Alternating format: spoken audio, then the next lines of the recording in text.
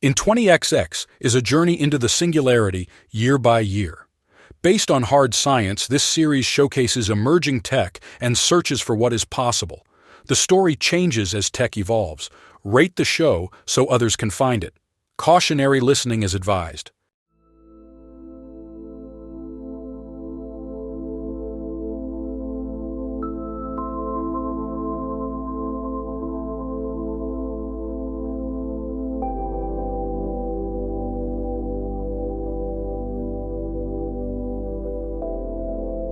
Horizon's neighborhood complex has a footprint of 10 city blocks by 10 city blocks. Inside the halls and rooms nearest to the perimeter, the storm outside makes its presence known. The winds scream as they shear past the building's aerodynamic curves. The smart-composite walls filter the raw chaos into something more abstract, sometimes a guttural baritone, other times a high-pitched shriek as winds funnel through neighboring skyscraper ruins. When someone braces a hand against a wall, they find the surface vibrates with an almost organic tremor. It's like touching the flank of a panicked animal, muscles twitching beneath its hide. When debris strikes the exterior, including chunks of infrastructures and vehicles, it may thud, crack, or crash. Debris clusters sputter. Most disturbing are the moments when something extra massive collides with the building, resulting in explosions and causing the walls to emit deep, whale-like moans. The entire floor lurches, and people's stomachs drop as though an elevator cable has snapped. Hundreds of people occupy the public spaces inside Horizon's neighborhood complex. They long for the day when they can return to VR paradises, but the servers that provided ultra-realistic worlds permanently crashed. Wild temperature changes push these people out of their condos, and they camp in what was a lavish underground mall and amusement parks. Stores, halls, courts, meeting rooms, and family centers become overcrowded with people who keep with them mats and day packs.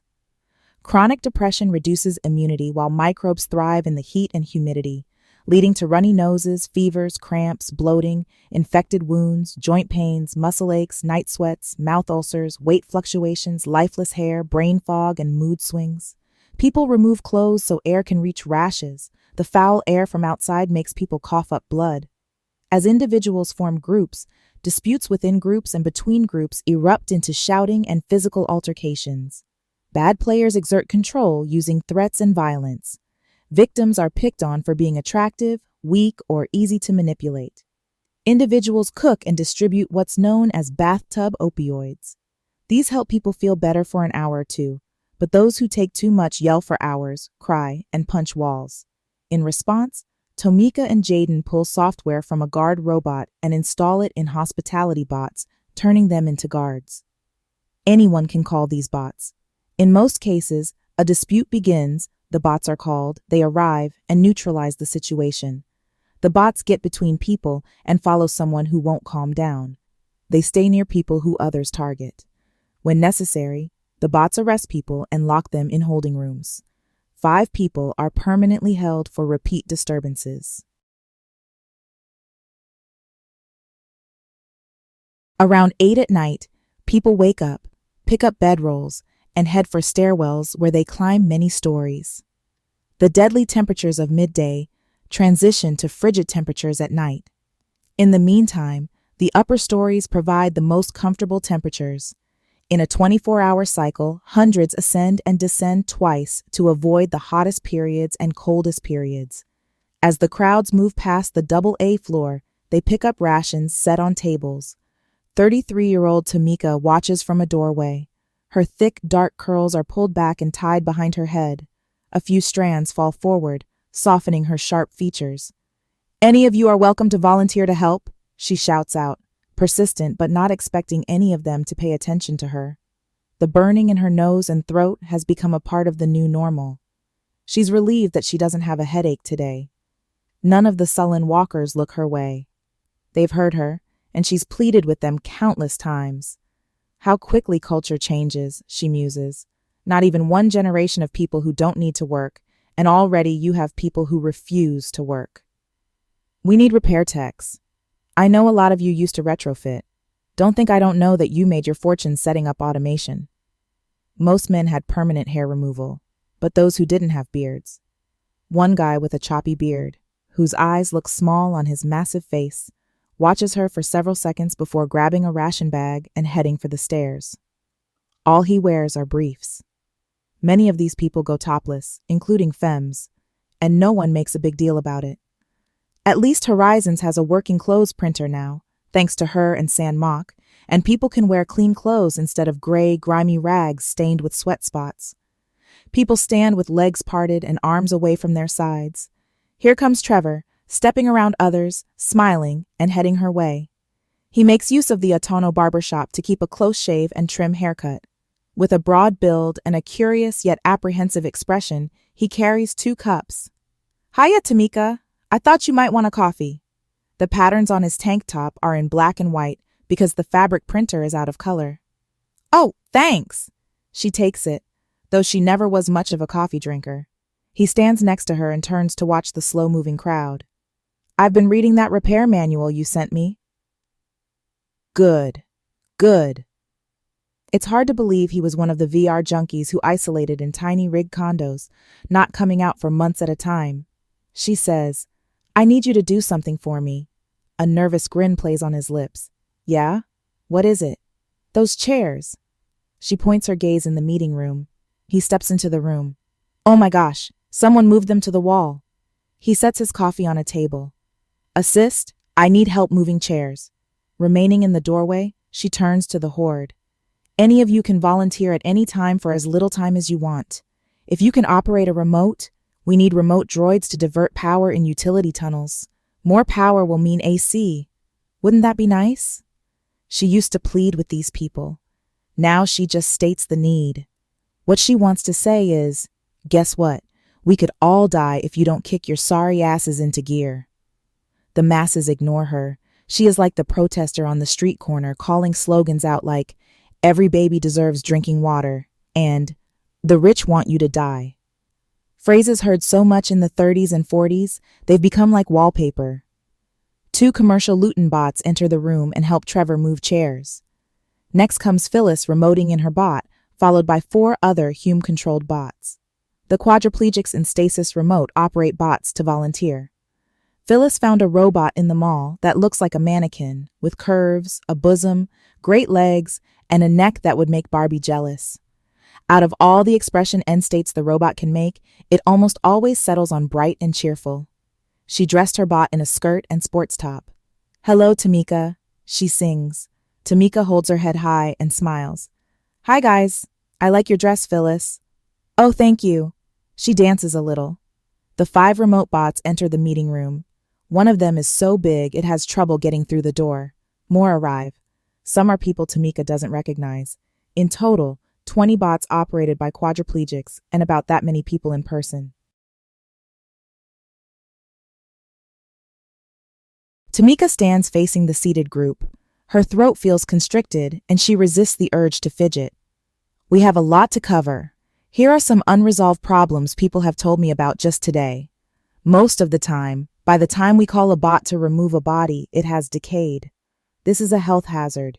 We need to find the deceased before decay sets in. We are out of tooth chewies and people are getting cavities. Floor 38 is compromised. We closed off rooms with leaks, but no one should go there until we figure out how to repair outer walls. Phyllis raises her hand but lowers it, her porcelain fingers clicking. A few of the remote-in bots sit as still as statues. Reznor takes off his glasses and shuts his eyes. Trevor watches Tamika attentively. She continues. Noreen will hold a robot repair class. We need 2 to join the filters changing team. I'll be in the aeroponics. The yields are down and we need to figure out why. A femme with deep lines on her forehead under hard edge, zigzag bangs, who's never attended these meetings before, holds up a hand. Excuse me, my glasses stopped working. She holds her glasses in an open palm like they're a wounded animal. People and remote-in bots murmur to each other. Tamika says, We can't fix those. You need new glasses, and right now we don't have the production equipment to make new glasses. The femme scowls. I can't do anything without my glasses. Tamika clasps her trembling hands. This building is connected to a giantess production center. It's in sentry mode now, and we can't get in. We're working on it. If and when we get in, we can start doing things like print new glasses. The woman stands and shows everyone her disappointed gaze. Any idea when that might happen? Tamika averts her eyes before reluctantly looking up again. You can help make that happen. The femme walks for the door.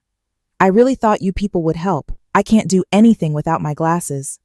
Those seated snort or laugh. Reznor says, Is someone going to tell her we have glasses left over from the deceased? Tamika picks up where she left off. Our number one priority is to get some kind of medical. We can't do that until we control the production center. Okay, so, we've made progress. Our clothing printer prints air and water filters. We've gained access to flood tunnels and have built a better system for making drinkable water. Each floor has air filters and that helps, but we still suffer from respiratory diseases. We have plans to overhaul the entire temperature control air filtration system. We just don't have enough people helping to make that happen. Lots of people aren't fit to help. People are sick. We sit right next to a wealth of services, including medical, the giantess production center next to this building. The problem is the center has switched into sentry mode.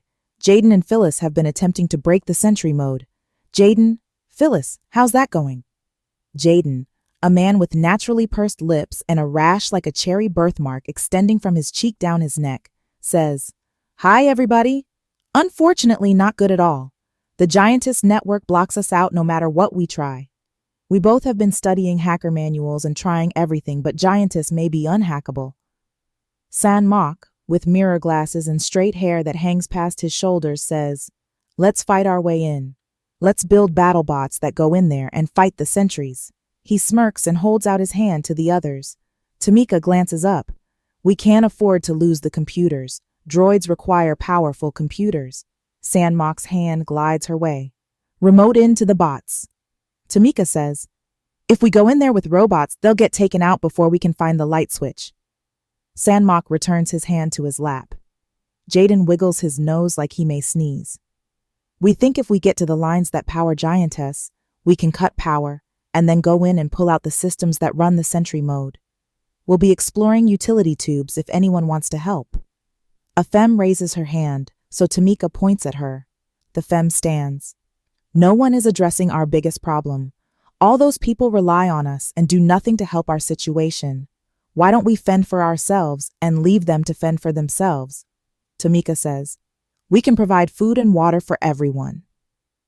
The femme wearing a colorful bikini top says, But we need more people to help. Why don't we make them help? Why don't we only feed those who help? A man stands and says, They're prone to violence. I'm on guard all the time. It's like we live in an insane asylum. We know who the fit are. We should break off. Phyllis says, Excuse me, that's what the guard bots are for. A femme from the back shouts, And where are we supposed to go? Because all those people are not going to leave this building. Bikini Top says, Wall off a section. People are getting upset. Tamika needs to get everyone to calm down.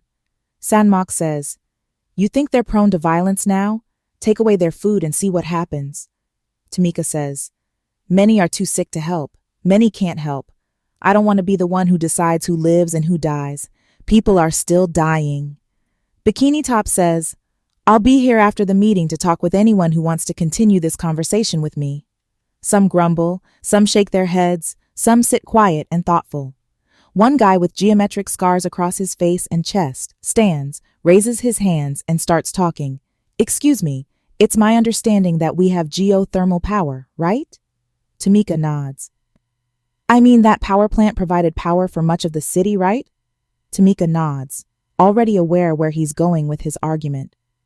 She also notices that Pete, a drop-dead handsome former personality worker, has stepped into the room and stands in the back. Her heart speeds up, which annoys her. Scar Guy says, Why can't we crank up the power to provide adequate cooling for this building? San Mok turns in his seat. I'll give you a hypothetical to explain. Let's say you have limitless power, but you only have one AC device, and you need to cool a domeless stadium. No amount of power will work. We need people to rebuild the temperature control system and insulate the building. Also, this building can only take so much incoming electric. We need to divert power from other locations to ours, and again, it'll take volunteers to upgrade the power lines in this building. He tilts his head back, raises his eyebrows, and smirks with half his mouth. Scarman blushes and bends like he may sit. Thank you for explaining. One more thing, I thought robots could do anything people can. Why can't they insulate and add new cooling? Sandmock says, we don't have builder bots on site. We don't have access to architect AI. We need the supremely adaptable Humes. I can't turn a waiter bot into an electrician bot, but I can teach a 12-year-old to do a moderately good job of running new power lines through walls. Scarman sits, looking at others and nodding. Pete steps into the middle aisle. He wears a suri, which shows off his slim frame. I have an inquiry. I come on behalf of the merry band of visionaries.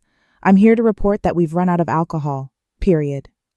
The room is silent. A smile creeps onto Tamika's face, though the trembling in her hands has returned. I know your group has collected bottles from the restaurants and bars in the mall. Have you? Pete places both legs together and stands straight like a soldier. We scavenged every last bottle. We broke open all the droid drink server machines and gotten it all. We will need about 50 quarts a day. That shouldn't be too hard considering this. Our establishment here makes brew meats. Tamika struggles inwardly. Part of her wants to please him. Her social instincts want to override her better judgment. This meeting is for recruiting volunteers. She feels her face burn hot and muscles under her eyes flex. You could join. Pete makes a face like a child. Where do I go to report my issue? We don't have a place to, well, who's in charge? She wants to step back, to sit, to retreat somehow from this spat, though if anyone else had brought this argument to her, she could end it with a few words. Please understand. People are murmuring. Trevor is standing up close to Pete and saying, not we as in the people in this room, but we as in everyone in this building may have less than a year to live. Tamika hadn't noticed how large Trevor can stand. Pete takes a step back. You're being hostile. I didn't come here to get preached to. Trevor says, you come to this room when you want to volunteer. Today you can volunteer to clean filters. Pete looks confused. In case you haven't noticed, some of us feel neglected. Trevor steps forward. In case you haven't noticed, you're being an idiot. Pete makes hand gestures as he uses his AR glasses. I'm calling the guards. Half the group stand. People shout and cross-talk. Stand down. Trevor, back away. You both are being idiots. The remote bot people call Castaway takes Trevor by the arm and guides him to step back. People move away from Pete. Pete backs up, nearing the door. Tamika says, Pete, we have a lot to do. We can't help you with your problem right now. To answer your question, there is no one in charge, not in the way we were used to before. Bikini Top steps up to Pete. Hey, making alcohol is easy, I hear. I can help you figure out how to make some. She smiles, then frowns, then smiles. People break off into conversations as Pete and Bikini Top leave. Tamika makes eye contact with Trevor and rolls her eyes. He laughs and returns to his seat. A guard bot enters the room and announces, a disturbance was reported here. Its head goes back and forth as it scans the room. People sit and continue the meeting as the bot repeats its public statement a few times. Tamika and Trevor walk through a food brew room. Tanks as big as hot tubs hold industrially grown algae being eaten by GM yeast and turning into near matches to meat products. Robots of various shapes and sizes, some attached to equipment, some moving on rails, go about their jobs, scooping and packaging brew beef, pork, chicken, egg liquid, and milk. Other bots clean tanks. Earlier versions of brew meats matched flavor, protein, and nutrition content of actual meat, but the latest versions match texture variation and mouthfeel. Latest versions include pockets of fatty tissue and blood-like liquid. The only things these meats lack are shells, bones, and gristle. Tamika gestures as she navigates her AR. I think it should be through here. They duck under algae feed pipes, then pass through a door and into another room. Trevor says, do you think we'll be able to make the temperature comfortable and clean the air? The lights come on in a room with a low ceiling. 6 identical machines, as big as cars, sit spaced out, vibrating noiselessly. Tamika stops at the nearest one, touches her glasses, while looking at a QR code on the machine and swipes and taps. Well, Horizons was built for people who want to live in VR, so the building has hardly any windows. I think that's going to make it easier to insulate. This one looks okay. Trevor brushes a hand over a rash on his chest that he'd much like to scratch. What are these? At a second machine, she scans the QR code. These create vapor for the aeroponics system. They start with something called liquid sunlight, which helps plants grow without actual sunlight. They use ultrasonic waves to turn the liquid into an ultrafine mist our crops grow in. Trevor says, "You miss him?" She says, "Yes, quite a bit. I always saw myself growing old with him. He was always a gentle person." He smiles ruefully. "Yeah, I miss Bridget and the kids a lot. This situation feels so unreal without them." Tamika inwardly wonders, yes, but Bridget and the kids weren't real. They were NPCs in a game. Didn't he ever feel empty knowing Bridget didn't have real feelings? Tamika keeps these feelings deep inside, away from her outer expressions. She says, "I wish it hadn't happened so fast." She remembers the moment she realized he was gone forever. He says, "I heard it's helpful to make a memorial," or something like that. Jaden, with his super thick head of hair and rosy cheeks, finds an open condo on one of the lower, cooler floors. This one belonged to someone on the list of those who died. He enters and straps into the rig in the center of the main room. This rig is much newer than the last one he used. The robot limbs that hold his arms, legs, and trunk harness aloft are much lighter. As he runs a calibration program, the smoothness of the action feels breeze-light and butter smooth. He pulls the headset over his head. "Assist, remote me into tube crawler B 7739. His senses enter a bot in a line of identical bots. A bot just like his stands before him. These bipedals are half a meter tall. As utility bots, their chests hold tools that attach at the ends of their arms. Their lighter vision renders much detail in the chamber that would be pitch black to human eyes. Phyllis's voice says, "What took so long?" He says, "I changed my mind about what condo to use. The other one is close to the outside." Phyllis nods. "Whew, I guess that's okay. Here's a map of the tubes." She expands her arms like a sorceress in a cartoon, and vectors of a 3D map open up in front of him. "Giantess is that way, so I think we should take the tube there." She points at one of 30 tube openings. Jaden says, "You lead, I'll follow." The two bots, as big as backpacks, climb on pipes to a wall of round openings that more pipes and cables come out of. LiDAR to 3D mapping renders the scene in high detail and muted colors. Colors come from temperature, so hot pipes glow red while cold pipes appear black-blue. They climb into a tube that many conduits lining the walls travel down. Jaden follows as Phyllis prances ahead of him. One pipe vibrates. Water drips off the top of the tube, and a stream flows down the base. Water leaves the tube through drains in the base. Never in his wildest dreams would Jaden imagine himself to be in a situation like this. He says, "The air is cooler here. My smell sensors detect better air quality than what we get in the building." She says, "These small bots are so cute." They walk for a while. She says, "I tried being a boy avatar for a while." He steps over a dead rat that looks as big as a dog compared to his present size. "What did you think?" "I guess it was fun to try. Everyone knew it was me." He coughs. "When was the last time you saw your bio body?" She takes a tube that branches left. "What year is it?"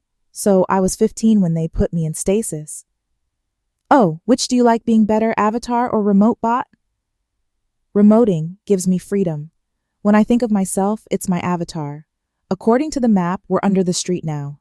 The tube joins a larger tube. More conduit runs through it, and other tubes branch off from it. They turn corners and at times climb up and down vertical sections. The vertical sections have handles the bots can hold and step on. Another bot passes them as it goes to perform an autonomous task. Jaden feels turned around and confused by all the bends and branching. "Are we lost?" I'm still on the map. I think we need to get in a tube above or below this one." For hours they search. "Do you have magnetic sensors? We are next to some powerful magnetic waves." "Oh wow, I see it." More hours pass. Jaden's arms and legs get sore in the rig. Does Phyllis get tired when she controls her bot through sedated nerve impulses? She continues ahead. As he passes an opening, he looks through to a large server room. Hey, Phyllis, did you see this? Her bot stops and turns around. Yes, it's not giantess. On the map, it's marked as AT and T property. He peers in. That's some of the newer quantum integrated servers. I can tell by the cabinets. I worked with that kind of computer. Do you think we can have a look? I guess. Can I take a break? Yes, for sure.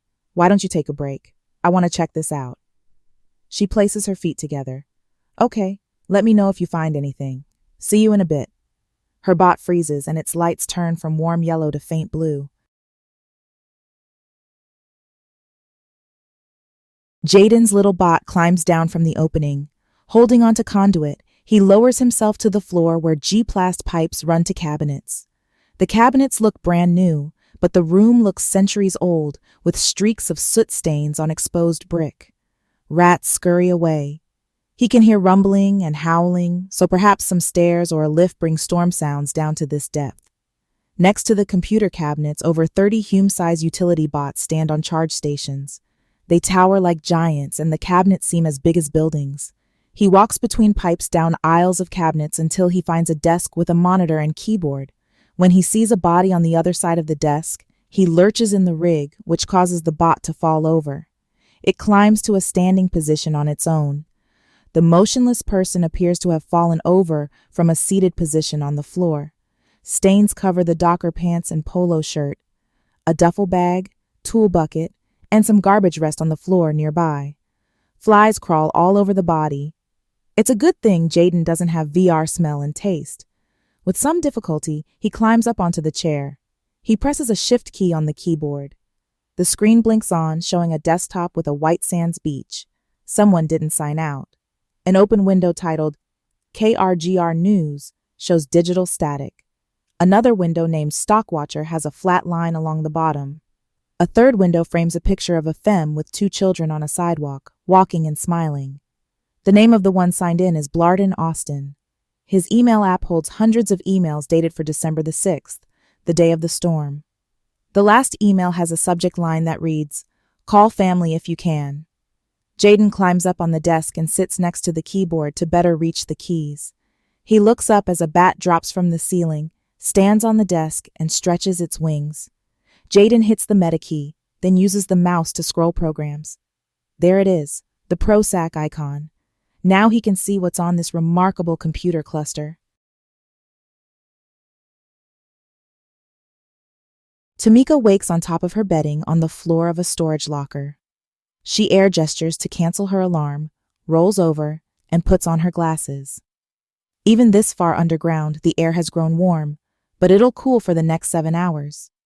7 at night seems like 7 in the morning. Her self-storage unit holds only a few of her things. Why is it so quiet? She stands, focusing on what she can hear. Sometimes the person next door talks to himself. Other times, a femme in a locker across the hall screams in her sleep. Besides that, sounds of shuffling, coughing, hushed lovemaking, sighing, walking, closing doors, and dragging objects on the floor are just some of the many constant reminders of people in close proximity. Tamika puts on her sweatpants and hoodie, leaves the locker, and locks the paired lock behind her. The mycrete floor feels cool against her feet before she slips on her sandals. She's heard that one hall down here stretches for half a kilometer. Hundreds of walk-in lockers made of collagen core fill the room. Though the lockers stand 3 meters high, the room's ceiling is 5 meters off the floor. The hall is deserted. This has never happened before. Ever since people started sleeping down here, the halls always get congested at this time. Now, the only noise comes from cleaner bots picking up garbage and dry mopping the floor. A feeling of panic winds itself like a knot in her chest. The extra-wide lift with padded walls is empty. Just yesterday, she had to press against others to fit in. She rides it. When the doors raise open on the mall floor, Tamika's mouth gapes. Looking into the lofty hall with a fountain not running and stairs to balconies and shops, she sees no one. When she gasps, it catches in her throat and she wheezes. Something must have happened. What happened? She feels hounded by dread. Just 9 hours ago, hordes camped out all over this hall. Hundreds of people spent most of their waking hours somewhere in the mall. Her sandals clap on the floor as she almost runs. Normally, she'd take a gray water shower, but that can wait. She picks up a scooter, stands on it, and rides to the center fountain. All along the way, no body. She needs to know what happened. But will finding out kill her? Past the central fountain and nearing the food court, she nears a man walking and pulls up beside him. "Where is everyone?" He looks at her with a smile. "We have VR back. I've just come down to get food and water. You've got to check it out." His skin glistens with sweat and his eyes look wild. In the food court, a few dozen people wait in line to take provision packs off tables served by robots. And the really weird thing is, they all seem to be in good moods. In the meeting room, 41 participants has dropped to 19. Out of 1,500 people, 19 want to take action to stay alive. When Tamika walks in, she finds everyone gathered around Jaden, who laughs and gestures. "So, it's a local server of Assist. It was easy to install Medusa on it." Tamika marches forward. "What's happening?" Everyone turns. Phyllis, in her porcelain dress-wearing bot, says, "Jaden made a VR world for the rig riders." Another bot says, "He helped make Mind's Eye." Tamika says, "Isn't that one of the certified addicting games?" Phyllis bounces, "The first." Tamika's blood comes to a boil. Her gaze remains steady as her lips press together. These people are talking about the cause of a major health crisis, as if it's the invention of penny candy. VR games are the reason most of the people living here are ill-equipped to save their own lives.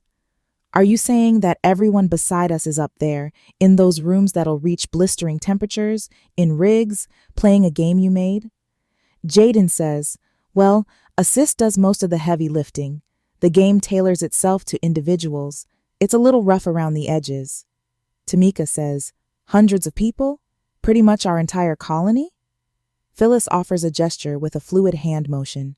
"There are the personality workers. They're somewhere in the mall. I hear they've made a sort of secret space for themselves." Tamika says, "Yes, I knew that." Phyllis dramatically rolls her eyes. "Their oh-so-special club for the oh-so-beautiful," Tamika says. "Where's Trevor?" The others look around and shake their head.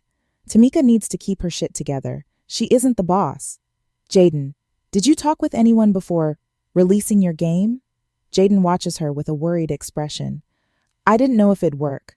Assist is much different from gaming AI. I had no idea it would spread. Everyone's on Medusa." Tamika heads for the door. "Let's just let them rot then." As she walks down the hall, she can hear various comments. "Where is she going?" "They want their food and water delivered." "She's probably going to find Trevor." Inside what used to be a retail clothing and tailor store, Tamika repairs robots, but she can't keep up. Why is she doing all this for ungrateful people? 10 long tables hold bots and parts. Phyllis stands beside her, watching and learning. They work on a broken rig appendage. Though a broken rig may not seem like a life or death matter, the more broken rigs, the more the chance of violence breaking out. Already one person has been detained for trying to manhandle others out of their rigs because his broke. Phyllis says, "Does it bother you that Jaden made addictive games for a living?" Tamika pulls what looks like a strip of fine woven threads out from a group of machines. "What do you mean?" "I hated those games. It preys on people." Tamika gently places the strip on a tray with millions of nearly microscopic fibers sticking up. "Some people need escape." Phyllis taps a finger on her cheek. "Those games are designed to enslave people. The players did real work for game points." Tamika air gestures to zoom in on an AR element. "I know people who played slot machines into poverty, and I have relatives who gave every penny to TV evangelists. It's all the same. I heard most of those people say they're happy." Phyllis says, "Have you ever seen someone addicted to one of those games?" Tamika looks at the cartoon eyes on Phyllis's bot. They both bust out laughing. Phyllis says, "But Jaden is such a nice person. I can't put the two things together in my head." Well, I think it was AI that optimized best game experiences with best ways to get humans to fulfill tasks. Jaden didn't plan it from the ground up. Trevor returns to his condo after at least a year of not coming here. The door is ajar, which is fine because he didn't have many belongings, not many tangible belongings. The air smells like burnt garlic, or rat poison. He can't pinpoint the exact smell. Nature has been cooking. The air temp is okay, but it'll climb. His good old rig, there it stands in the center of the room, bolted to the floor. He shuts the door and it locks. All the arms of the rig move from pointing upward to folding out. The leg arms lower, the feet harnesses to the floor. The arms fold down so he can easily slide his hands into the gloves. He takes off his shoes. The microbe-grown floor offers cushioning, though it looks exactly like granite. In front of his closet, he reunites with 3 VR suits. How nice it'd be to wear one for VR touch, temp, and even some pain sensations, but it'd get too hot. Unfolding the front of his favorite suit, he feels the inside. Its inner layer was sprayed onto him and peeled off after the programmed microbes grew circuits and soft mechanisms. After taking off his glasses, he sets them on a shelf. Behind the suits, he finds a harness and puts it on. He reaches back and feels the connector sockets in the middle of his lower back and upper back. The harness uses smart strands to adjust itself for the best fit. That old feeling comes back to him. Excitement, bliss, knowing he'll go somewhere he most wants to go. But this feeling goes deeper. He feels like a driver who visits the car he used to win a big race. Here we go. He walks to the rig and steps backward. Rig knobs move and insert themselves, and the harness sockets close. The arms pull the gloves onto his hands. The rig shoes close around his feet, and the headset lowers from the ceiling and grabs onto his head. He's lifted. The setup moves his arms and legs as he looks into darkness. The lights come on. He stands in a vast field as realistic as the physical world. Stepping on the crunchy soil, he watches waves of wind washing over the tall grass. Looking down and patting his chest, he finds he wears a t-shirt and jeans. Blades of grass hit his flapping pant legs. The sun shines between horizon and zenith. Some geese fly over the field and bees fly about nearby. Cicadas chirp. Below detection, everything is calibrating. Lattice in his gloves adjusts so he won't feel resistance. The harness shrinks and lengthens countless strands to hold him with the least amount of perceived force. He waits for it, any moment now. His instincts tell him someone stands nearby, so he turns and sees a blonde wearing a superhero outfit that's essentially a bathing suit, cape, and knee-high boots. The AI creating this simulation reads his pulse, skin moistness, heart rate, micro-gestures, and knows the superhero disappoints him. She says, "Hello, are you up for an adventure?" Her voice sounds immature, but already she changes. The cape shrinks, she shortens. The edges of her suit lengthen. Her bosom relaxes. He shakes his head. No, I'm not a Guardians fan. I want a small American town. It occurs to him that trying to recreate Bridget, Mindel, Sarah, and Roy could make him very sad. A sensation of weepiness edges into his throat. It doesn't matter how good this AI is. It will creep him out to try living with a family that'll never match the one he had. The AI reads the muscles around his eyes, his posture, his body stepping up the speed of his movement, and the minute raise of the outer sides of his nostrils. This Hume feels like his sense of the natural has been violated. He needs distance, version C992. Trevor finds himself sobbing. Heavy tears roll down his face. His moans come out like boulders rolled into the sea, and his arms sway as his trunk quakes. This has been a long time coming. After a minute, when he looks through his tear-flooded eyes, the figure has changed to an old man, a farmer type with overalls, skin hanging off his jawline, and lots of wrinkles around the eyes. "Say, my guy, can I help you?" The weathered voice has a jovial quality that puts Trevor at ease. "We aren't far from town. Would you like to walk there?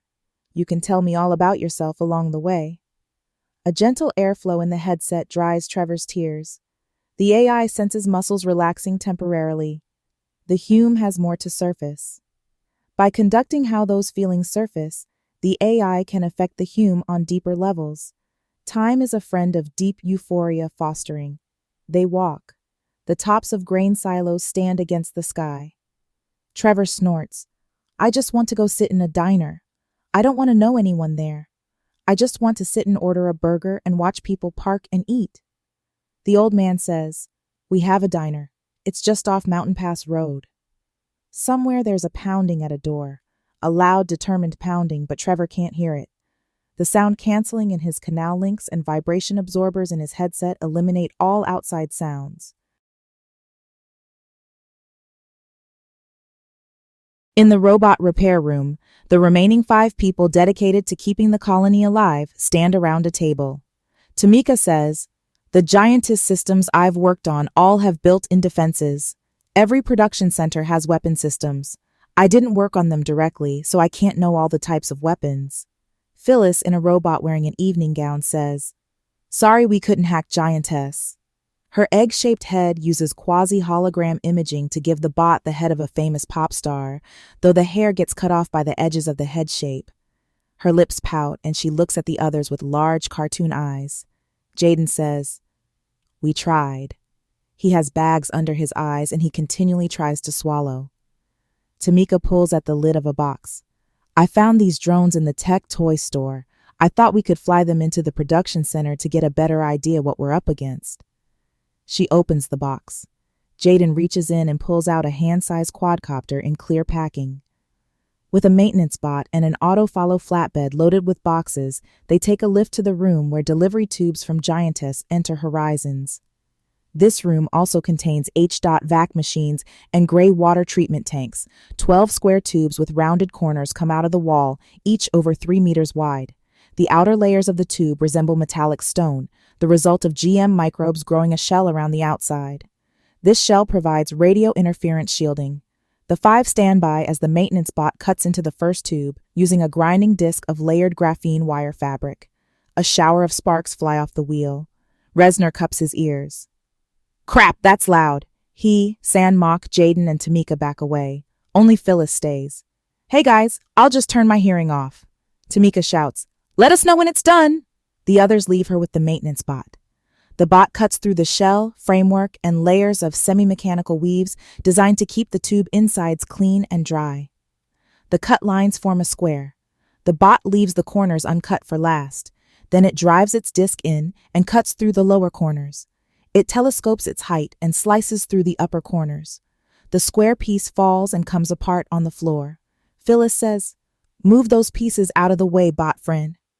When she has clearance, she approaches the square hole, which stands as tall as a doorway. Inside, wheels fasten to tracks that extend along the length of the tube. To the left, the tube stretches into darkness. To the right, it travels a short distance before opening into a lit room. That area emits random ticking and mechanical squeals. Phyllis taps live chat. "Hey there, people. I'm looking into Giantess right now." Besides Phyllis can do this directly from her mind. Each finds a place to sit. They use air controls and their AR glasses to fly drones down the tube. Tamika's drone goes first. As it moves through the dimly lit tube, the end opens into what appears to be a large room. She clears the tube and the room opens up around her. 3 rows of stacked doors stretch down the far wall for at least as long as a city block. In the center stand tall, multi-armed robots on large wheeled bases frozen in place. Movement catches her attention. She pans left. 4 dogbots, small rodent-like compared to the towering multi-armed machines, leap down from a doorway and rush toward her. Without warning, the video feed cuts out. An error message flashes. Connection to Happy Drone lost. Sandmock says, "Oh, Tamika, your drone got shot down. Oh, I lost my stream." Jaden says, "I'm zigzagging." Phyllis says, "I lost connection." Jaden says, "Dogs are leaping at me. I don't know what shot you down. Ah, lost connection." They fly more drones into Giantess, but within seconds, unknown weapons shoot them down. So they attach a nanowire to one drone and send it in. When it's shot down, they reel it back. The damage suggests a laser hit it or possibly an electron gun. Whatever took it down doesn't shoot ammunition that could run out. They launch more drones, but Giantess's security system takes them out in seconds. Jaden says, "All we're doing is losing drones." Phyllis says, "Oh, I know. We could send in a guard bot." "It would get shot as quickly," Jaden says. Resnor shakes his head. "We don't have a way to replace robots. We're seeing the beginning of things breaking that we can't replace. The bots we send into Giantess might be bots we need next year. Sandmock mutters. Where's a career criminal when we need one? Tamika sighs. What gets me is we have over 1,000 minds, and a lot of those VR addicts made their money working for Giantess, the military, AI deployment. We have people who could help us out here. I bet someone up there could come up with a perfect plan. Phyllis says, Jaden, you made the game they're in right now. Could you turn it off until we take control of Giantess? Tamika says, I don't know. That scares me. Jaden says, that could cause a riot. Tamika raises her eyebrows. Yeah, I know it'd be a problem.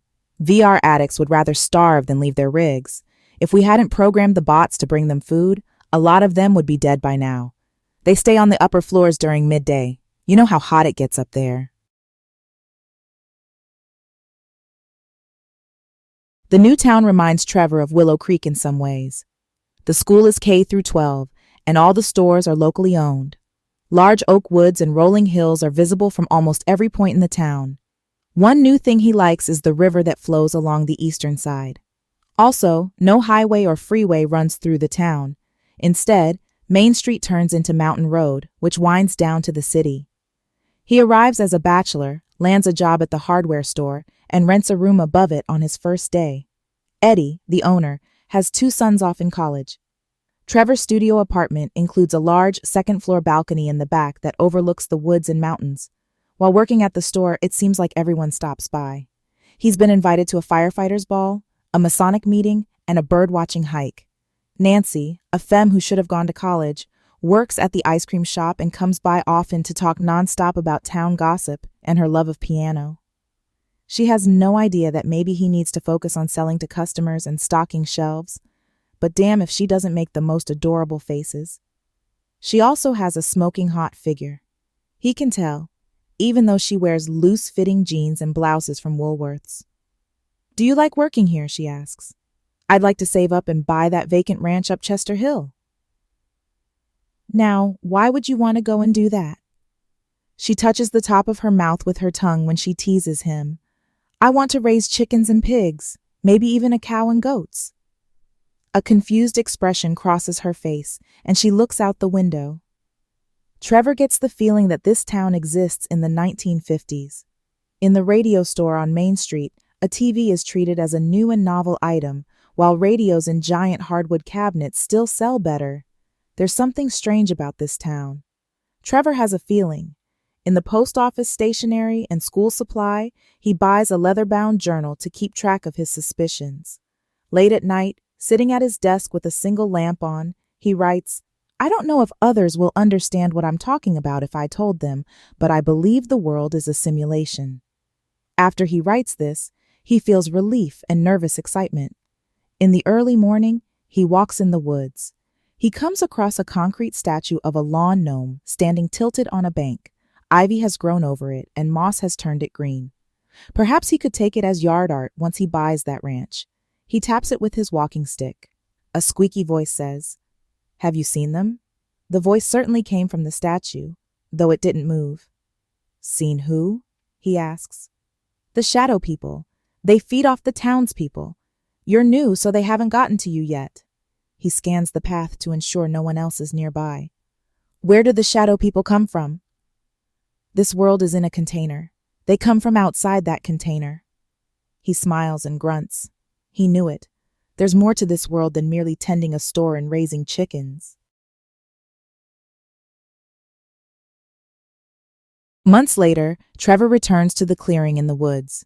He glances around before whispering, Gnome, I'm in danger. I see them everywhere. The scratchy voice speaks up. They're not here now. I wouldn't talk to you if they were here. Trevor draws a tense breath. But day and night, I see them in shadows. I see them hanging off people and sucking their life energy. The gnome says, I can help you make a talisman. When you wear it, shadow people will believe you're not truly alive, just something that looks and acts like a person. But this won't be easy. There are many steps, and you must be careful. You can't seem strange to the townsfolk. You know how they feel about unusual behavior. Trevor smiles grimly. Just tell me what to do. A week later, in the rain, Trevor stops by the statue. Gnome, Mr. Gnome, I placed a dead sparrow under Mary Hallsworth Bridge. The gnome says, good, very good. I told you, making a talisman takes many, many steps, but you can speed up your progress. How? Tomorrow, a very abrupt change in reality will befall you. You may not like it, but don't waste the opportunity. When it happens, remember this. If you contribute to the cause, if you show support in the right way, it'll advance your talisman's power tenfold. You are new to town, but you must hurry. The shadow people will notice you and come to get you like they've latched on to the others. You need to take this opportunity to find safety. Trevor's eyes dart about. Tomorrow, you say? I'm ready. The next day, Trevor stands behind the hardware store counter, gazing out the shop window as a Studebaker drives down Main Street. He catches the aroma of freshly baked bread wafting from the bakery next door, thanks to his VR taste and smell implants. Across the street, Nancy unlocks the door to the ice cream shop, looking great in her pink server smock. The world warps in waves, womp, womp, womp, and the people walking down the street appear to slow down. Womp, womp, womp. His rig shifts him into a seated position, and he finds himself at a round table with 5 others in a vast room filled with similar tables. Overhead, only the blue sky hangs, and the curved floor resembles a giant bowl, allowing him to see hundreds of people sitting. Everyone looks as startled as he feels. Some faces seem vaguely familiar. Everyone wears pastel shades in one of 4 colors: blue, rose, green, or burnt yellow. Some stand up, while others exclaim, "What the hell is going on?" Trevor notices the number 5 in his lower right. That's the number of tasks he has completed toward creating his talisman. Could these numbers be connected? He remains in his chair. In the center of the table, Jaden appears as a small figure. Everyone, please sit so we can get through this quickly, and you can return to your preferred realities. The sooner you sit, the sooner this rude interruption will be over. The same doll-size holograms of Jaden stand in the center of all the other tables. Quiet, please. For the most part, people dutifully sit or remain seated. At one table, a man wanders around making demands, but his voice is muted. He and the others who protest disappear. Everyone knows Jaden. He is the creator of the real-time, AI-powered ideal reality simulation in which everyone now lives, and people regarded him as a hero. Each person sees him directly face them. His outfit is like the others, the casual uniform. This meeting will last no more than 10 minutes. After 10 minutes, you'll return to your chosen home. I need your help and will pay you for your efforts. He then summarizes the challenge of breaking into the Giantess Production Center and explains its significance for the colony. Once we gain access to the center, we can begin providing comprehensive medical care. We can help everyone suffering from lung diseases, rashes, and other health issues. But we need your help. Once a day, you'll find yourself in this room. New World Assist will observe you and give you coin for every time you help that you can spend in your home reality. Today, everyone who shows agreeable attendance for the full 10 minutes will earn 1 point. I want you to brainstorm with your group on how to break the Giantess Sentry mode. Every credible idea you come up with today will earn a point. This is a competition. Those with the best ideas will earn extra points, and if we use one of your ideas, you'll earn 50 to 100 points. Chatter erupted from every table. Many speak at once. A bomb? We could bring bombs into the center. An EMP, if we set off an EMP, it'll disrupt Giantess's electronic systems. That won't work. Most of the computers are protein and light-based. Pump smoke into the center. Capture 1 guard bot and use it to infiltrate the center. I have 5 guns in my condo. We can use those. The 5 others at Trevor's table exchange glances and furrow their brows in deep thought. Trevor's mind feels around in emptiness. What can be done? His lips twitch with excitement. We lack weapons and are limited in what we can make. We can't locate the power to Giantess. He leans forward and says, "Breed animals and send them in." His number 5 changes to number 6. The small version of Jaden stands with hands clasped, smiling, and eyes downcast. Above him, words appear. Troy Sonian. Dismantle delivery tubes to make battle bots. 100 points. Oh wow, someone scored 100 points. Trevor bounces in his chair. Blast a hole in Giantess so the storm comes in and damages it. Two people at his table talk it out together. They explored power tubes. Could we go all the way to the geothermal power plant and shut down Giantess's power from there? I don't know. The plant will have defenses against attacks. A button appears in Trevor's lower middle view. The 10 minutes is up. Press OK to leave. One person at his table who said nothing air taps and disappears, and people at other tables disappear as well. Trevor waffles. If he can think of a killer idea, he might win 100 points. He says, make armor for bots so they can last longer. 6 to 7. Another point. He says, send tons of garbage into Giantess. Another point. He tries hard to think but can't come up with anything. People at his table fall silent. Half the people throughout the room have left. Another person at his table disappears. Finally, he clicks the OK button. His rig moves him into a stand position, and he finds himself standing in the hardware store. Miss Clemming steps up to the counter and places garden shears down. I'll get these. The next early morning, he walks to the gnome. When he stands before it, the gnome says, you have done all that's required. A mostly transparent necklace with a simple round pendant appears before him. Take the talisman and put it on. This will last for 3 months. For 3 months, the shadow people won't think you're Hume. With relief, Trevor pulls the necklace out of the air and places it around his neck. Tamika feels depressed as she grabs a coffee off the daily rations table and heads for the meeting hall. Nearing the doorway, she hears laughter. That's odd. Inside, Phyllis, Jaden, Sandmock, and Reznor stand over a quasi-hologram table looking past its surface. Approaching the group, Tamika asks, what's so funny? Phyllis blinks and stars twinkle around her eyes. You've got to see this. Jaden says, you know all those needed fixes piling up? Tamika reaches the table and looks down into a 3D map of one of the floors. Yes, Jaden points. V natives are remoting to these robots to replace filters. See? You can see here? She nods as he switches to another floor. A storm leak was widening in this hall. These 2 remotes are anchored and opening the wall to repair the leak. Why are they remoting? Why don't they get out of their rigs to do that? I mean, I get that it's safer to use a robot. Phyllis says, each of them only does it for a short time. Like watch, that one's time is nearly up. Chances are it'll just freeze. Tamika's eyes narrow. I don't get it. Jaden air gestures. There's a limit to how and how long they're willing to leave VR. Here's the top floor. What are they doing?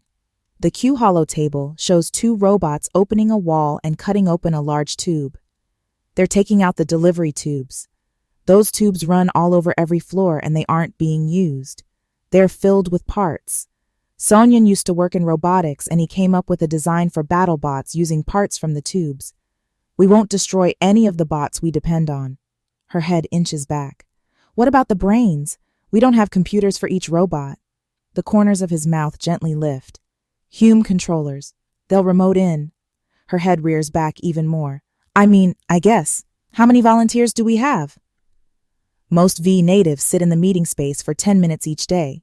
We do have maybe 40 who contribute and 4 who volunteer for up to 3 hours a day. He watches her face for signs of her reaction. So it helps some, but it's not a lot. Maria Kims, who used to work for Giantess, trains maintenance bots to dismantle the delivery tubes. For this, she earns 250 game points, securing her spot atop the leaderboard. Trevor needs to win some bonus points to get the next talisman and put a down payment on the ranch. He disassembles tubes 5 hours a day. This becomes routine work. In a remote bot, he uses cut wheels to slice through walls, belts to pull tube sections out, and an assortment of tools to separate the mechanical innards, post lengths, roller wheels, sensors, air blasters, etc. Mechanisms line the tubes, and he can fill up bucket after bucket with thousands of parts. Only 27 people volunteer for this grunt work, so he's able to score daily bonuses by outperforming the others. Often his name appears on the list. With his points, he makes 2 more talisman and turns the rest into cash in the bank. Maybe he can buy the ranch a year from now. He and Nancy visit the abandoned property to walk around and dream. "We can put the coop here." Nancy tosses a twig at him. "Why would you want to put it here?" Then Maria finds a way to flash server and entertainer bot computers and put maintenance system software on them. And in an afternoon, the number of automated droids scrapping tubes grows from 20 to 100. Her high point record increases to 1,000, and his daily bonus points stop coming. In fact, his opportunity to dismantle tubes comes to an end, so he volunteers to learn how to assemble the BattleBots. He laughs when he sees a completed BattleBot. It stands as high as a mouse. Its main component, one of the track wheels, is flanked by clusters of micro-machines. That is it. That is what's supposed to go against Giantess. Well, he can build BattleBots or rip apart car batteries. He can earn more points and has a higher chance of earning a daily bonus if he assembles bots. Initially, learning robot assembly racks his brain. Fitting together the microgears requires multiple steps. He keeps screwing up and ending up with a cluster of parts that look like they should work, but don't. Others learn in a day. He struggles for a month before finishing his first working rollerbot. His period of toil pays off. On the first day of building rollerbots, he wins the best performance bonus. That's his style, slow out of the gate but passing the finish line far faster than anyone else. About this time, he detects shadow people in Nancy's apartment, following her and lurking around the ice cream parlor. He's got to act fast to make her a talisman. The only fast way for him to get all he needs to save her is to earn Horizon points. Besides, building robots is kind of fun. Natives, even all those sulking non-volunteers, recognize Trevor and know his name. Maria may remain on the top of the list, but he's made top 5 more times than anyone else. Sure, he has to put up with annoying behavior. People offer to sell him real-world items or services, including unsavory services, in exchange for points. Then Maria figures out how to flash the canal links of those who've died and program them in builds of tiny robot hands and arms to assemble micro-machines, ruling out the need for human rollerbot assemblers. She wins 2,000. In the meeting bowl where this is announced, a real sour grape leans over and says to Trevor, "Those bots can put together a battle bot in 12 minutes, I hear. Looks like you'll be ripping batteries." Trevor smiles real big at the Joker and says, "Try to find out what winning feels like." Sour Grapes works his jaw as he does mental gymnastics trying to think of a comeback. He's about to speak when Jaden announces, "Folks, we have a new task you can volunteer for. Training to pilot the BattleBots." Trevor rubs his mouth with both hands as his feet tap.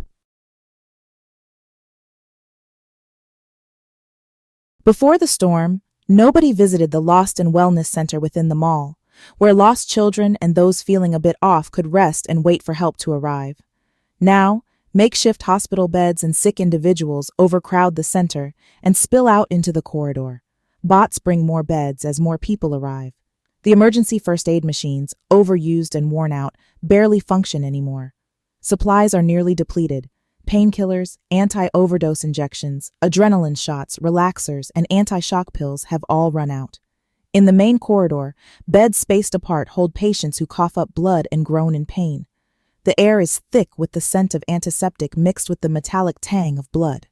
Now that residents stay on higher floors through the hot periods of the days, more people suffer health breakdowns and call for bots to bring them here. Diligent bots attend to each patient, delivering fresh towels and bottled water, changing bedpans, and even offering bathtub opioids to those desperate for relief. Whenever a bot detects that someone's died, its sensors recognizing a final stillness, it transports the body to the compost processing center. In her mannequin bot, Phyllis kneels beside the bed of a man clutching his stomach, his face contorted as a wheezing fit subsides. "So you were a tailor?" she asks softly. The man's reply emerges as a ragged whisper. "Yes, the best tailor in South Bank. I served the king." His pride shines faintly through the agony. She lowers her head. With a bot hand, she reaches out. The soft inner side of its hands pats the man's head. He looks up at her. What do you look like? Her Q hologram eyes glowing behind the bot's curved LED head shell widen, then relax. Her lips curve with a feather-light smile. Well, like an ordinary femme, I suppose. Tamika comes running toward her. Phyllis, you've got to come see this. Phyllis withdraws her hand. Now? Tamika slows down as she takes in the situation. Yes, is this a good time? The two step off an elevator and walk toward the courts. An orchestra of buzzes fills the air. Phyllis says, "What is that?" You'll see. Tamika continues to look ahead as she smiles. They enter what used to be an Olympic pool room, now a drained basin. Walls hastily erected on the pool floor make up a labyrinth through which hundreds of bots, no larger than golf balls, move like tiny skateboarders. Phyllis's eyes grow large as her hands lift and fingers splay. Bipeds covered with padding held on with tape patrol between the walls, methodically attempting to corral and catch the stunt-performing roller bots. Phyllis laughs deeply. Tamika nods with raised eyebrows, making joy creases across her forehead as she says, "The floor plan mirrors what we estimate inside Giantess. That box with the hole cut in it is our goal. We believe that's where the main power enters Giantess." Phyllis says, "There are so many. Does one computer automate them?" Tamika chuckles, clasps her hands, and sways side to side. "That's the crazy thing. Each unit is controlled by a V-native. Seriously, nearly 1,500 V-natives, and only 30 are not volunteering. And you won't believe it. They work at least 8 hours a day on average." Phyllis double blinks. "What? All of them?" 10% practice BattleBot piloting for over 16 hours a day. Phyllis thinks of the increase of heat-sick people showing up in the mall. "What? I don't know if this is right." Jaden steps up behind them, his tone both curious and cautious. "What do you mean?" Phyllis's feet tap on the floor. "Well, the AI obviously hacked their addiction weakness." His voice measured, Jaden explains. "The charts show that their happiness levels have improved considerably from last week. Do you remember how miserable everyone was?" Exclamation marks appear over Phyllis's eyes. "But that doesn't make it right." Tamika says, "If these were different times, I'd agree with you that this is unethical, but we need the medical tech in Giantess. Without it, we'll die." Jaden says, "I don't think it's unethical. Not any less ethical than offering a lottery. I just offer daily high-performance rewards, and we're offering a grand reward of 1 million game points to whoever breaks the main power line inside Giantess." He flashes an excited smile. Phyllis remembers friends who lost themselves inside addictive game worlds. She nearly fell into that same vortex and the crushing depression that followed when she quit. When she no longer received the daily, tailored jolt of euphoria from AI-designed games, she says, "You're trapping them." Jaden speaks with a tight voice. "They just need an unreality boost to help them get motivated to keep us all alive." Phyllis tosses her head. "Listen to yourself. Who are you to decide that programming others is okay? Oh. Humans have socially engineered humans for all time. What do you think religion is? If you be honest and never steal, you'll be rewarded beyond your wildest dreams. And people who hurt you will get punished no matter what. Sound familiar? It isn't right." She storms off, stomping her feet extra hard. Jaden turns to Tamika. His voice carries an ache. "They are happier than you and I." Tamika nods. "Don't worry, we need this." Protein fabrication plays a vital role in high-tech innovation. Modified microbes churn out custom-designed proteins on an industrial scale, and this has changed manufacturing fundamentally. Batteries contain proteins that endure countless charge and discharge cycles with unwavering resilience. In 2052, Jun Zhou, a PhD student in China, demonstrated that Voltmax batteries used mostly for flight craft, when baked at 230 degrees Celsius, transform into volatile explosives. Traditional explosives rely on an outer shell to contain a sudden release of energy. In contrast, the battery explosive and its shell are built into the same molecule. Reznor and Sanmok walk down a residential hall after 1 a.m. The air feels icy while drafts remind them that the storm outside is far from finished trying to destroy them. Resnor's oval face is wide at the bottom and narrow at the top. He releases a heavy sigh. Why do we end up doing this?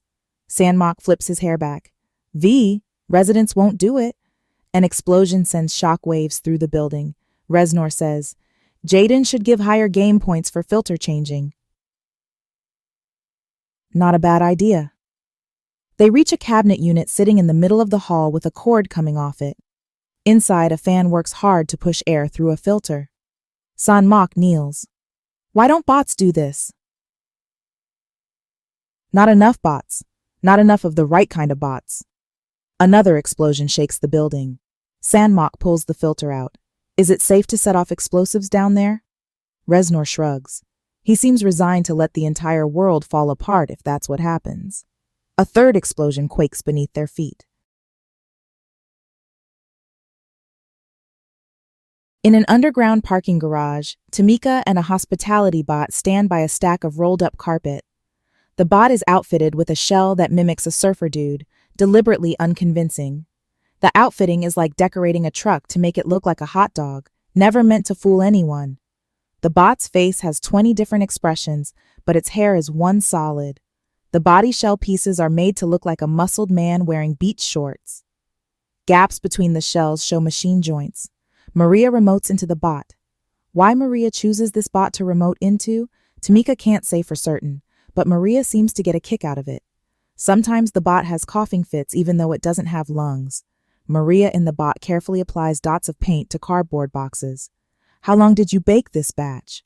Tamika fans her face. I left it in the oven for an hour. Her voice faintly echoes.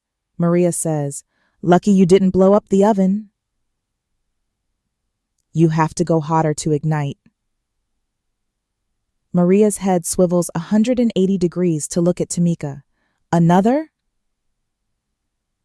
I think 5 is enough. We're running out of boxes. Tamika walks ahead down the lane between parked cars. You know, if you come in person, you can take a break from the heat in your condo. I'm on a lower floor. Lucky. Yeah. Tamika doesn't press the topic. It seems V residents have something like agoraphobia where they'd rather remote bot instead of going in person, even if the destination is an elevator ride from their rig. Tamika puts on her earmuffs. They both get behind a delivery truck.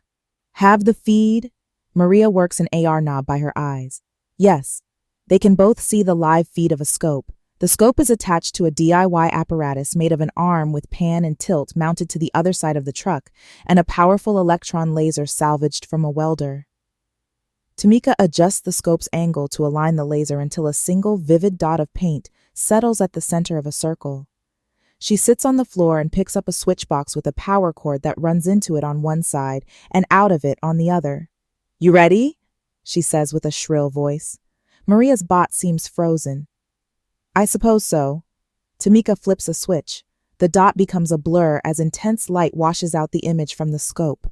The feed appears to go dark around pure light in a small point in the middle. Tamika grips the box with both hands. 1, 2! With a deafening boom, the truck lurches forward, centimeters away from hitting Tamika's head. She and the bot are thrown off balance. Maria's bot hits the ground. My crate cracks, glass shatters and rains on the floor. Composite shells of cars buckle. The air fills with the clamor of blaring alarms, while utility pipes break off the ceiling. Split water lines spray water. Maria moans. Turn the beam off. Thumbs pressing hard, Tamika flips the switch. The bot's head comes in close to Tamika's face. Its padded fingers grip her shoulder. Are you okay? I'm fine. Tamika gets to her feet and walks around the truck, followed by Maria. The boxes are gone. Cars nearest the explosion are wrecked. Cracks crisscross the floor, and chunks of rock fall from the ceiling. We've got to shut off those water lines. Tamika picks up one of the roller bots, spins its wheel with a flick of her finger, and sets it down on the desk. She likes to use a hard keyboard when she does this sort of thing. Determination accelerates her typing. The script she types will log into and update each bot, giving each one of 10 letters to indicate which tube it comes out of. With 5 windows open in AR, she runs analysis on the code, looking for features she can tailor and strip down for these little guys. Bipedals cut opening in the delivery tubes, coming from giantess, and load rollerbots into them by the box loads. The bipedal aren't too careful. They dump the rollerbots into piles on the floors of the tubes.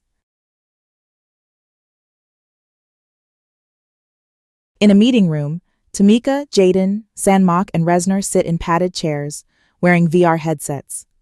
Signal relays and other equipment stand on the floor nearby, as does a table with water, coffee, and snacks. People are excited and anxious.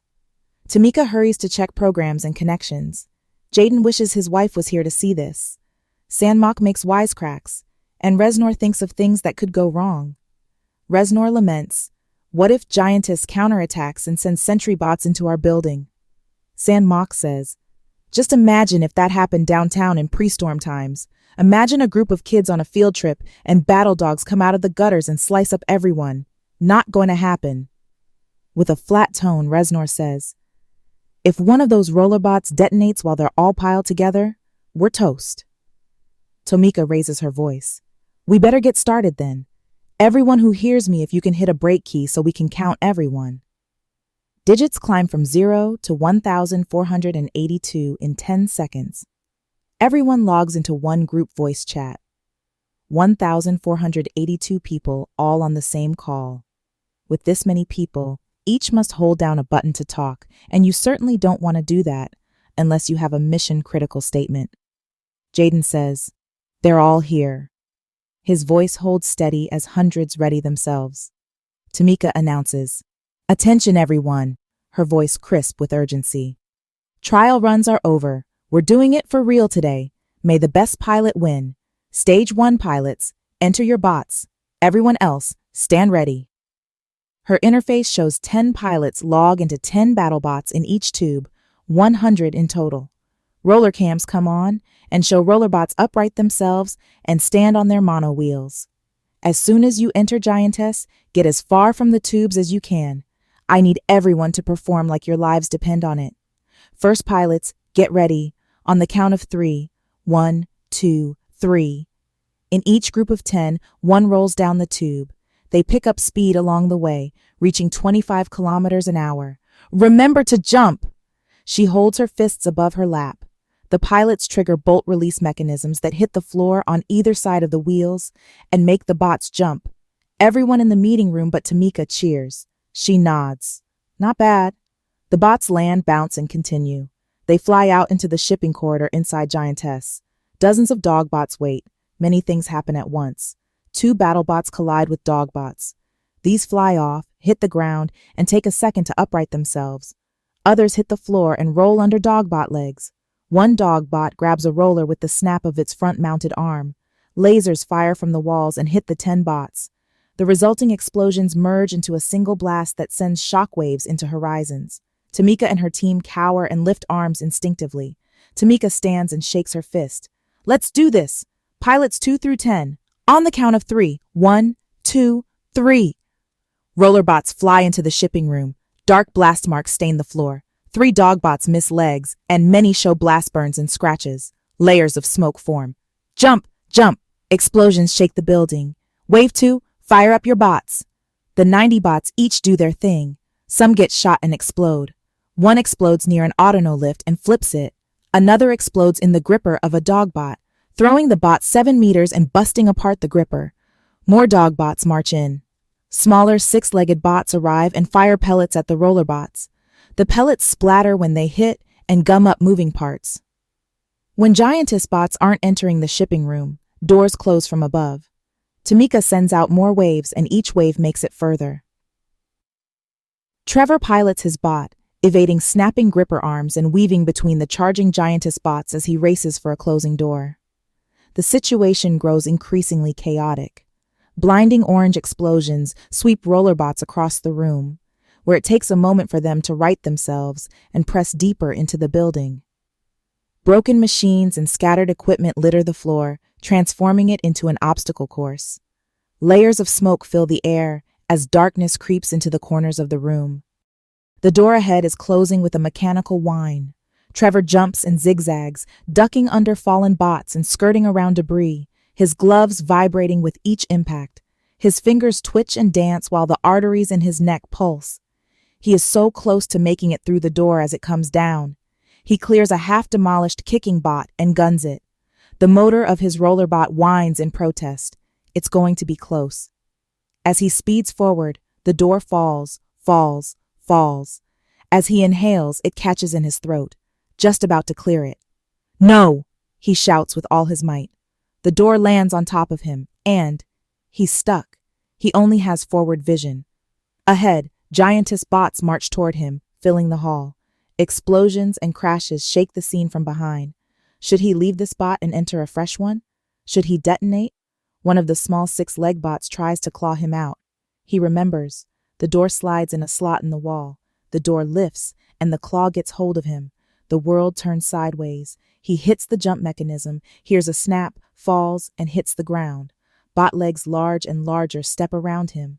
The world tilts from sideways to rightways as his roller uprights itself, and he's free to move as the 6th leg comes after him. Spinning out, he takes a hard left. The door stops half a meter above and bots pass under. The gap in the wall where the door slides is ahead. 6-leggers scuttle up to him, closing in. "Jump!" He dodges their claws but hits the bottom of the door. The gap grows larger. He made it. He got between the gap. The scene blurs as he bounces off walls. After waiting for his roller to upright itself, he turns around. The floor is now a ledge above him. The opening shows giant dog bots running past. 2 insect bots try to reach for him through the gap. They pull back and run into the shipping room. The door comes down, closing out the light. He sits in total darkness. Time's wasting. He hits the detonate button. A whine grows louder as a tiny heat coil inside his rollerbot takes on the remaining charge his roller's battery. He imagines that it must glow orange as it grows hotter. The coil is coated with explosive paint. Contact lost. Did he see a flash of light right before? He probably imagined that.